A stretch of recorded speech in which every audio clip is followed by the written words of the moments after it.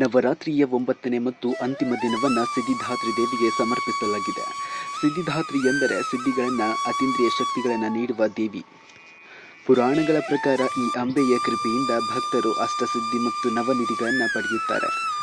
ಸಿದ್ಧಿದಾತ್ರಿ ದೇವಿ ಚತುರ್ಭುಜಳಾಗಿದ್ದು, ಒಂದು ಹಸ್ತದಲ್ಲಿ ಚಕ್ರ, ಮತ್ತೊಂದು ಹಸ್ತದಲ್ಲಿ ಶಂಖ, ಮೂರನೇ ಹಸ್ತದಲ್ಲಿ ಗದ ಹಾಗೂ ನಾಲ್ಕನೇ ಹಸ್ತದಲ್ಲಿ ಕಮಲವನ್ನು ಹಿಡಿದಿರುತ್ತಾಳೆ. ಆಕೆ ಸಿಂಹ ಮತ್ತು ಕಮಲಾಸನದಲ್ಲಿ ವಾಸಿಸುತ್ತಾಳೆ. ಸಿದ್ಧಿದಾತ್ರಿ ದೇವಿಯ ಆರಾಧನೆಯಿಂದ ಜ್ಞಾನ, ಶಕ್ತಿ, ಐಶ್ವರ್ಯ, ಭಕ್ತಿ, all kinds of divine blessings ಭಕ್ತರಿಗೆ ದೊರೆಯುತ್ತದೆ. ಈ ದಿನದಲ್ಲಿ ವಿಶೇಷವಾಗಿ ಅಂಬೆಯ ಪೂಜೆ ಮಾಡಿದರೆ ಜೀವನದಲ್ಲಿ ಎಲ್ಲ ತೊಂದರೆಗಳು ದೂರವಾಗಿ ಮನಸ್ಸಿಗೆ ಶಾಂತಿ, ದೇಹಕ್ಕೆ ಆರೋಗ್ಯ, ಮನೆಯಲ್ಲಿ ಸಮೃದ್ಧಿ ಬರುವುದು ಎಂದು ನಂಬಲಾಗಿದೆ.